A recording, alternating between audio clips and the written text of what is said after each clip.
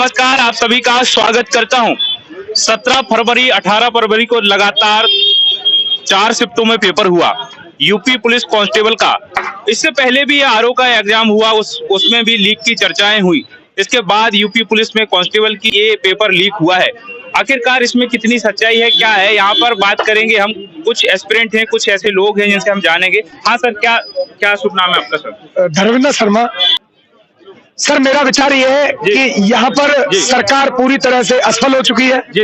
युवाओं के साथ जो अत्याचार, जो धोखा हुआ है जी। पेपर री एग्जाम होना चाहिए, क्योंकि पेपर जिस लेवल से आउट हुआ है जी। मैं उम्मीद करता हूँ कि जिस हिसाब से भारत की सबसे बड़ी वैकेंसी थी उसी हिसाब से भारत का सबसे बड़ा लीक पेपर है जी। योगी सरकार से और आयोग से मैं अनुरोध करना चाहता हूँ कि री एग्जाम होना चाहिए और हमारे युवाओं के साथ न्याय मिलना चाहिए। अच्छा, किस आधार पे कह सकते हैं कि पेपर लीक हुआ है? सर, आधार एक नहीं, आधार अनेक है। हाँ, आधार पूछ रहे हो? हाँ, आधार अनगिनत आधार है। यूपी कांस्टेबल का पेपर लीक हुआ है, आरओ का पेपर लीक हुआ है। मैं सबसे पहले आयोग से जानना चाह रहा हूँ, ये जो पेपर लीक हुआ है इसका कारण बताइए। अभी तक आयोग खामोश क्यों है? राज्य सरकार खामोश क्यों है? ये हर बार लगातार हमारे युवाओं की उम्मीदों को चकनाचूर किया जाता है, हर बार पेपर लीक किया जाता है। हमें इसका जवाब चाहिए, हमें इंसाफ चाहिए। अच्छा। हम बच्चे बहुत मेहनत करते हैं और पेपर लीक हो जाते हैं। कुछ मट्टी पर लोग हमारी नौकरियों को ले लेते हैं, हम दिन रात पढ़ते हैं तभी भी हमें नौकरियां नहीं मिलती हैं। हमें इंसाफ चाहिए। और दूसरी बात, हमें कमेटी समिति से कोई मतलब नहीं है।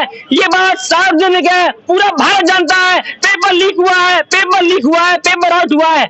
हम केवल री एग्जाम चाहते हैं, हम केवल री एग्जाम चाहते हैं। सुबह शाम एक ही काम, री एग्जाम, री एग्जाम, सुबह शाम एक ही काम, री एग्जाम, री एग्जाम, सुबह शाम एक ही काम, री एग्जाम, री एग्जाम। हम योगी सरकार से अनुरोध करते हैं, केवल एग्जाम री होना चाहिए, री एग्जाम होना चाहिए केवल, इसके अंदर कुछ भी नहीं, कोई समिति नहीं, कोई सिफारिश नहीं जी।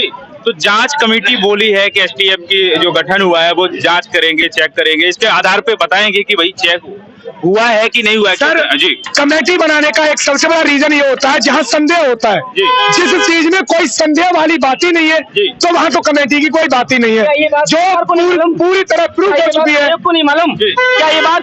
50 लाख लोगों को नहीं मालूम जिन्होंने फॉर्म भरा है, जो एग्जाम देने के लिए है, क्या ये बात उनको नहीं मालूम?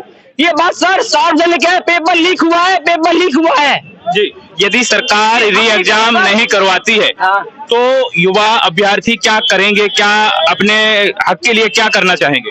इस बात में युवाओं को बहुत दुख होगा, क्योंकि हमारे मोदी जी कहते हैं वर्ष 2047 में हमारा भारत विश्व गुरु बनेगा।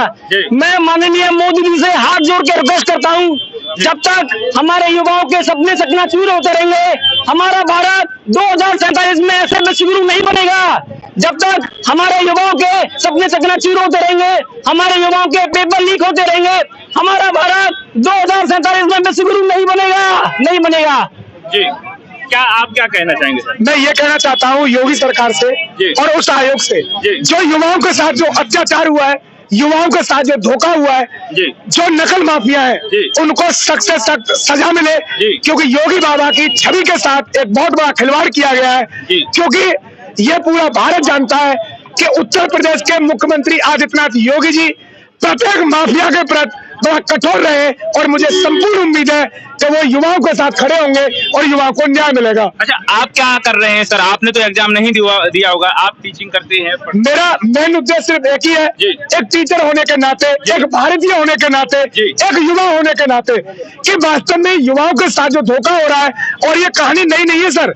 इससे पहले ARO का पेपर हुआ, उससे पहले सीटेट का एग्जाम हुआ, लगातार असफलता मिल रही है। इससे युवाओं के साथ जो शोषण है, आगे आने वाली जो संभावना है वो पूरी तरह खत्म हो रही है।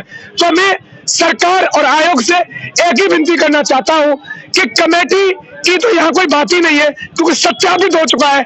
8 से 9 घंटे पहले पेपर आउट था और जितनी वैकेंसी है उससे 3 गुना लोगों पर पेपर पहुंच चुका है, जिन्होंने दिन रात मेहनत की है।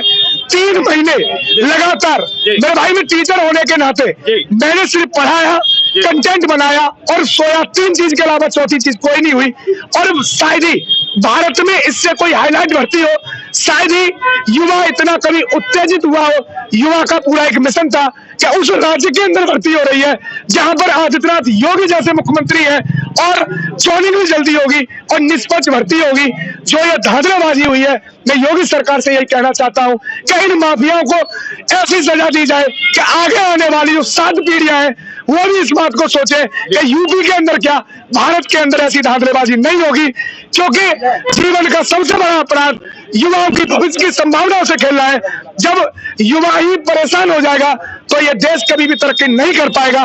तो योगी जी से मेरा एक ही निवेदन है, एक ही आग्रह है कि इन माफियाओं को सख्त से सख्त सजा दी जाए और वो भी जल्दी से जल्दी, और दोबारा फिर एक बार री एग्जाम होना चाहिए जिससे कि जो मेहनत करने वाले लोग हैं उनका ग्राफ ना गिरे।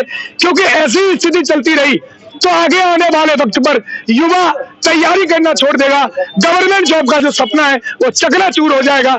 इसलिए युवा को पूरी तरह कठोर रूप से योगी बाबा को साथ आना चाहिए और जो माफिया है उनको सख्त से सख्त सजा दी जानी चाहिए। आप क्या कहेंगे? सर मैं यही कहूंगा कि सबसे बड़ा हत्या होती है, अगर कोई हत्या करता है तो वह एक बार अपराध करता है और उसको फांसी सजा होती है। लेकिन जो करोड़ों बच्चों के साथ, लाखों बच्चों के सपनों की हत्या कर रहा है, उसके साथ सरकार क्यों न्याय नहीं करना चाहती? उसकी आवाज को क्यों बार बार दबा दी जाती है? उस पर लाठीचार्ज क्यों की जाती है बार बार? मेरा सवाल उस मीडिया से है, सबसे पहले मेरा सवाल उस आपकी अदालत से है जो अपनी अदालत में बड़ी बड़ी सेलिब्रिटियों को बुलाता है, बड़े बड़े लोगों को बुलाता है। आज जो पेपर लीक हुआ है, आज हमारे विद्यार्थियों को, हमारे युवाओं को अपने पास क्यों नहीं बुला रहे और उनसे आपकी अदालत में सवाल क्यों नहीं पूछा जा रहा? बेटे क्या दिक्कत है? कितनी मेहनत से आप पढ़ाई करते हैं और पेपर लीक हो जाता है? ये मेरा सवाल आपकी अदालत से था। दूसरा मेरा सवाल पूछता है भारत उससे है, आज वो भारत कहाँ है? आज हमारे युवाओं के सपने चकनाचूर हो रहे हैं, आज वो भारत कहाँ है? पूछता है भारत, आज वो कहाँ है? तीसरा सवाल मेरा मनीष से है जो आजकल बिहार में बड़ा हीरो बना डोल रहा है, आज बच्चों के मुद्दे पर क्यों नहीं बोल रहा है? वो आज वो रेलवे के मुद्दे पर क्यों नहीं बोल रहा है? वो सीटेट के मुद्दे पर क्यों नहीं बोल रहा है? और वो यूपी कांस्टेबल के मुद्दे पर क्यों नहीं बोल रहा है जो आजकल बड़ा हीरो बन रहा है वो? चौथा सवाल मेरा आज तक से है, अंजना ओम कसम से है। ये वो अंजना ओम कसम है, एक तरफ हिंदू धर्म के ठेकेदार को बुला लेती है और दूसरी तरफ मुस्लिम धर्म के ठेकेदार को बुला लेती है और लगातार आर्गुमेंट करती है। ये देश को बांटने का काम कर रहे हैं, कुछ भी नहीं कर रहे हैं। जब तक हमारे बच्चों को, हमको न्याय नहीं मिलेगा, हम साथ नहीं बढ़ेंगे। कल हम लखनऊ जा रहे हैं दिल्ली से, कल हमारा आगाज लखनऊ के लिए है। आखिर कब तक हमारे युवाओं के सपने चकनाचूर होते रहेंगे? कब तक पेपर लीक होते रहेंगे?